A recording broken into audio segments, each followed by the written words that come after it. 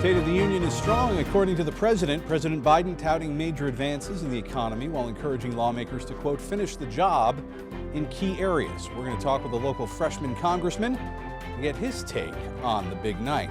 Hi, everybody, and welcome to Empire State Weekly. I'm Ryan Peterson in Albany. President Biden delivering that State of the Union address, his first joint session with Congress since the Dems lost the House in the midterm elections. President calling for tighter restrictions on police across the country after the death of Tyree Nichols at the hands of officers in Memphis. President also calling for a ban on assault weapons, saying the measure will save lives. That speech often drawing loud jeers, however, and even heckling from Republican lawmakers. Fentanyl is killing more than 70,000 Americans a year.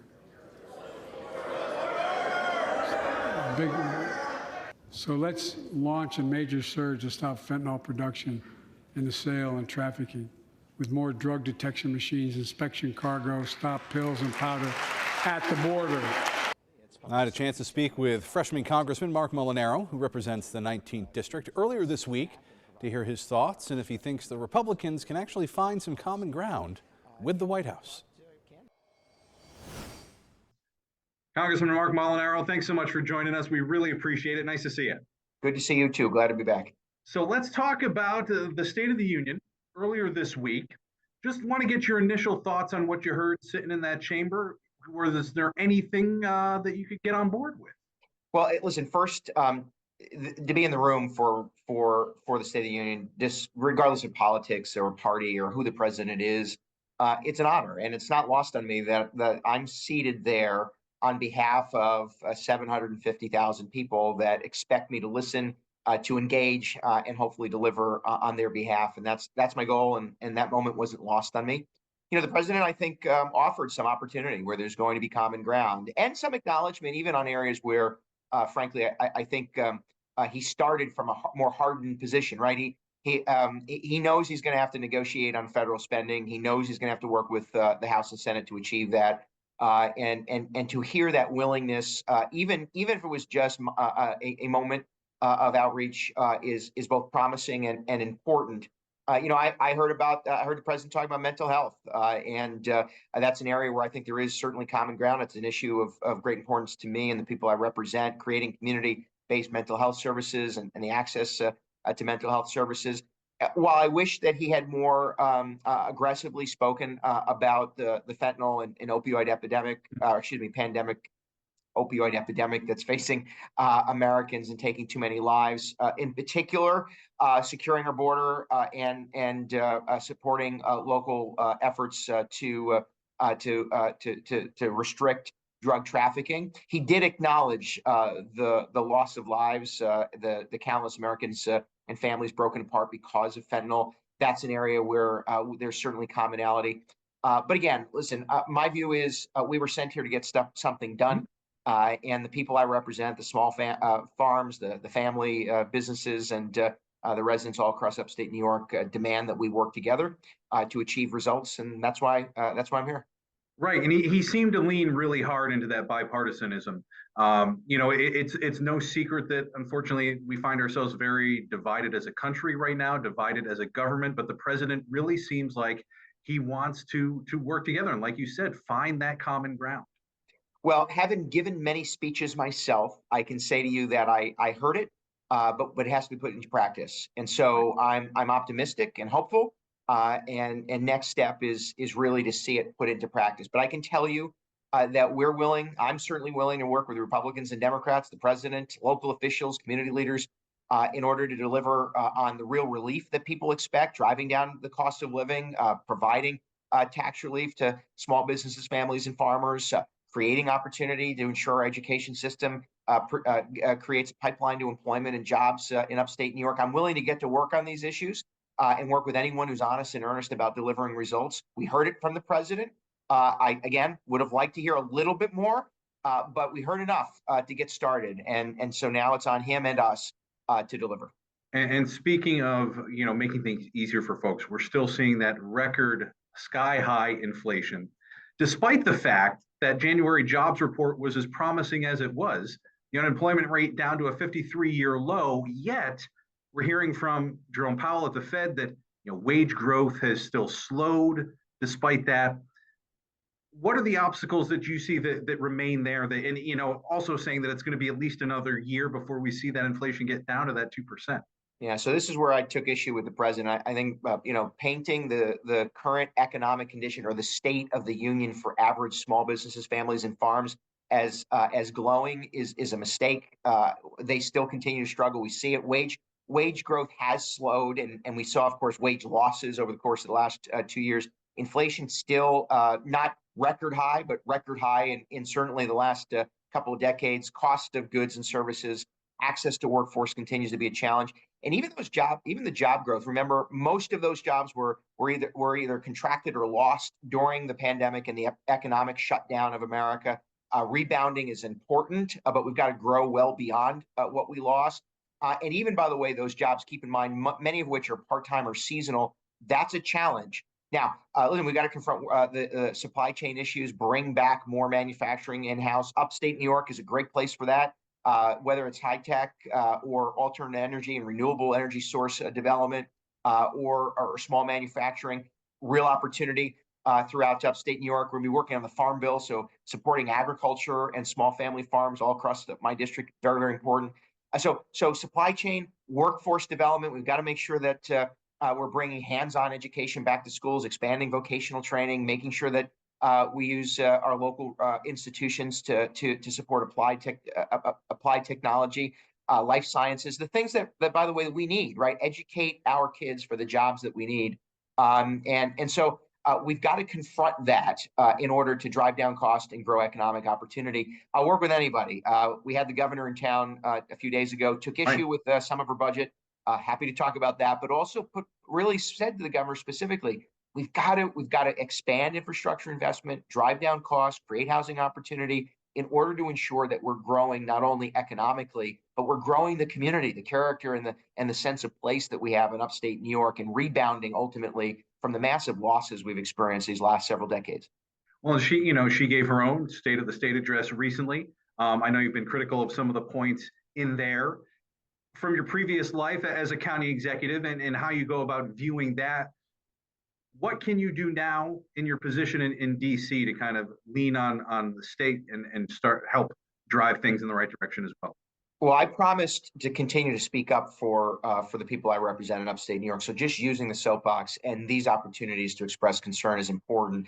Legislatively, I'm committed. I serve on the Transportation Infrastructure Committee. My goal is to ensure that New York State gets the investment it deserves, but more importantly than just getting the dollars, making sure the dollars get to projects, streets, highways, roads, and bridges in Binghamton, and in Hudson, New York, in the Catskills, and throughout the central part, central New York, the part of my district that's in central New York. So we need to make sure the dollars make it onto the ground, and that we're investing in high-speed internet, cellular service, water and wastewater infrastructure. So that's the role we play. But I will tell you that while I was happy to have the governor here, I look forward to working with her. But I was pretty pointed in at least discouraging both the increased taxation that she's embracing. That's going to trickle down onto small family farms and businesses all across upstate New York. We already shoulder the highest burden of taxation of any people in America. But also, the governor is proposing shifting $1 billion worth of federal Medicaid funds from the city of New York and county governments to the Albany bureaucracy. That is a mistake that will steal from our most vulnerable. Congress, several years ago, I was part of this negotiation as a county executive, delivered federal Medicaid dollars to county governments and the city of New York for one purpose: to help people who need it. Seniors living in poverty, families seeking daycare, children who need early intervention special education services. We directed those dollars to counties in the city of New York. The governor is proposing taking $1 billion of those funds and shifting it to Albany. That is not acceptable. It will devastate the delivery of those programs, and it will hurt the most vulnerable, undermining her stated intention. I hope she reconsiders. And we still have some time to go before that is finalized for sure. Real quick before I let you go, about a week ago, you got a chance to introduce your first bill, the Think Differently Database Act. Can you describe that a little bit for us real quick and what it means?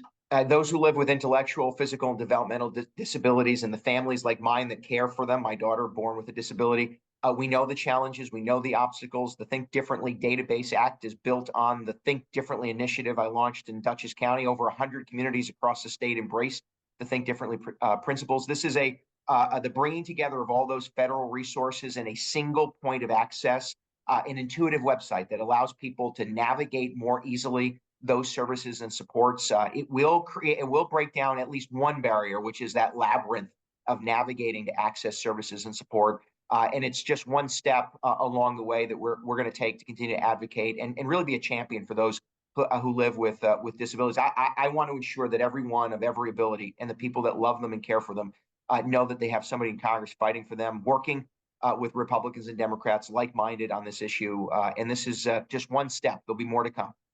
Good deal. Congressman Mark Molinaro, 19th Congressional District, Mid-Hudson, Catskills. Sir, thank you so much for your time. We appreciate it. Glad to be with you. Thanks a lot. Well, the state continues to make gradual progress in the legal marijuana industry. When we return, we'll hear from a legal expert on the challenges new dispensaries face as they look to get those doors open.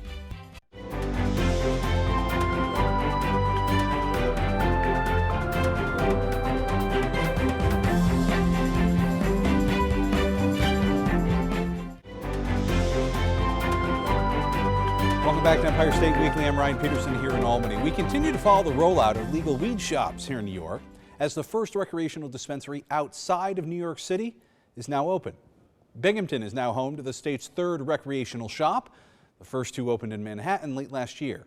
The Binghamton store is owned by a partnership between On Point Cannabis and the Broome County Urban League. Its opening comes as New York City is renewing efforts now to crack down on illegal, unlicensed marijuana sales. You can't just open a shop and sell marijuana. My office is prepared to take over and pursue eviction proceedings. Some 400 smoke shops in the city now face eviction if they don't stop selling marijuana. Officials have not yet shared any information regarding when or where the state's next legal dispensary will open up. Stay tuned. Well, I sat down with attorney Ryan McCall recently to discuss the legal hurdles and challenges that the legitimate shops still face as they work to get those doors open. And to get into a little bit more of possible legal hurdles these dispensaries might face, we're joined once again by attorney from Tully Rinke, Ryan McCall. Ryan, thanks so much. Thank you for having me. Nice to see you as always. So we've talked about this before, but now the state has announced more licenses are out there. I believe the total's up to 66 now. We've still only seen 2 open, and they are in New York City, waiting for those upstate locations. I know a lot of people are looking forward to it. What are some of the things that remain for these people that are trying to get open? One of the biggest issues I know, and we've talked about it before, is real estate and finding those storefronts. So originally what was supposed to happen was DASNY was supposed to obtain all of the real estate for the dispensaries to operate out of. Mm-hmm. As time went on, it became difficult to procure all of these locations and making sure that the zoning is okay. These places are commercially zoned for these dispensaries to operate. Now the idea has somewhat become, if you're a potential dispensary owner and you've been able to procure your own real estate, DASNY's more than willing to take that under consideration as far as expediting you to get through and open up your dispensary. I can imagine some landlords might be a little hesitant, not quite sure how these dispensaries are going to work. It's still all brand new to the state of New York. Not to mention the fact that at the federal level, marijuana is still illegal. Right, and I think a lot of the issues, at least from landlords' perspective, is, am I going to need to update or upgrade my insurance as a result of it? They don't necessarily know from the aspect of, what are they going to be selling? Is this something that's going to go against my insurance policy? Is this something that may affect any of my existing tenants that I need to be on the lookout for? So I think from the landlord's perspective, there's a little bit more apprehension just because of the unknown. Sure. But I think as far as that, once the rollout happens, I think you'll begin to see more and more landlords be open to it. And because of that federal illegality, most places, at least up until this point, we were talking here just before we rolled about money. This has been up until really this point an all cash business.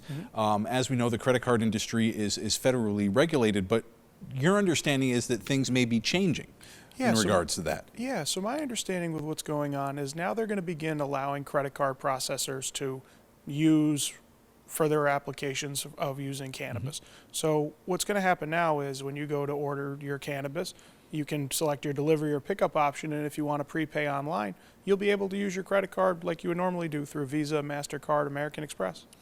And for a lot of these operations, we know from a few weeks back that don't have the storefront open yet, the state is allowing for that delivery option. Correct, and I think that's really going to be the big way for the state to allow this to unveil, especially in upstate where we've been seeing a bit of slowness when it comes to the actual rollout. My idea from the beginning was it was always going to be delivery that started first, before the actual brick and mortars were allowed to operate. It looks like it may now be happening relatively at the same time, but I still wouldn't be surprised to see delivery start in the next couple of weeks. And still, I don't think you can stress enough that the process here from beginning to end is a lengthy one. It's very involved. So unless you've already been at this for a couple years now, don't expect to get anything open anytime soon. And that's my understanding. So what I think you're beginning to see is a lot of the stores, especially in upstate New York, were former CBD shops, which does somewhat allow for you to kind of plug and play as far as the rollout goes. So I wouldn't be surprised to see the medical marijuana dispensaries or the CBD dispensaries that have been already previously operating be able to do a much quicker and effective rollout. All right. Ryan McCall from Tully Rinke, as always, we thank you for your input. Appreciate it. Thank you for having me. Debate continues over a plan to raise tolls on the thruway. When we return, hear from the state controller and his concerns about the proposal. Remember, if you've got a comment, story idea, we'd love to hear from you. Email EmpireStateWeekly@gmail.com or find us on Twitter.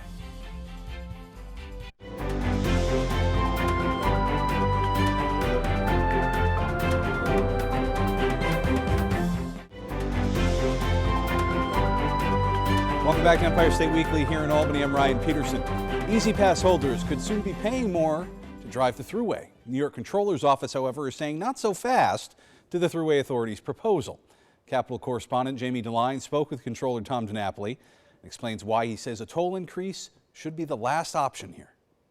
Come next year, getting from point A to point B on the state thruway might cost you more money. New York State Thruway is proposing a toll increase of 5% starting January 1st, 2024 and another 5% on January 1st, 2027. That means from Albany to Buffalo, exits 24 to 47, it could cost Easy Pass holders an additional 60 cents one way in 2024. This would be the first system-wide increase for Easy Pass customers in 14 years. Comptroller Tom DiNapoli recently issued a report on the proposal. What we concluded is that the Thruway Authority should really consider a toll increase as the last option. He says toll increases would be another burden at a time when New Yorkers are dealing with rising costs due to inflation. Some lawmakers on both sides of the aisle have also been vocal about their opposition to rising prices. DiNapoli gave recommendations to the Thruway Authority, one of them being to make sure its internal operations are cost effective. In a statement, Thruway Authority spokesperson Jennifer Givner said in part, quote, New Yorkers have two ways to pay for their highways, tax dollars or toll dollars. The Thruway Authority is operated and maintained solely as a user-free system and is not supported by any federal, state, or local taxpayer funding. Thruway toll revenues are projected to decline $240 million over 2020 to 2025 from levels prior to COVID. We believe this modest proposal will begin to raise additional revenue to support long-term financial needs of New Yorkers' main transportation corridor and engine for economic activity. There's a lot of money coming out of Washington for transportation. We saw another public authority, the MTA, benefited to the tune of billions of dollars coming from the federal government. Maybe it's time for the Thruway Authority, working with Senator Schumer and our congressional delegation, to see if they might not be able to compete for some of those federal monies. Before toll increases can happen, public hearings must first take place. Reporting in Albany, I'm Jamie DeLine. Our thanks to Jamie. A lawsuit has been filed over the rejection of Judge Hector LaSalle's nomination for Chief Judge of New York State. Long Island State Senator Anthony Palumbo, a member of the Senate Judiciary Committee, claims the committee's rejection of Judge LaSalle's nomination last month was unconstitutional and wants the full Senate to vote on it. He's now suing 10 Democratic members of the committee and Senate Majority Leader Andrea Stewart Cousins. Some Democratic lawmakers broke rank and opposed LaSalle's nomination, saying that he was too conservative. Governor Hochul heads to the nation's capital. When we return, how she described meeting with lawmakers in Congress. And remember, if you got a comment, story idea, please let us know. Email EmpireStateWeekly@gmail.com or find us on Twitter.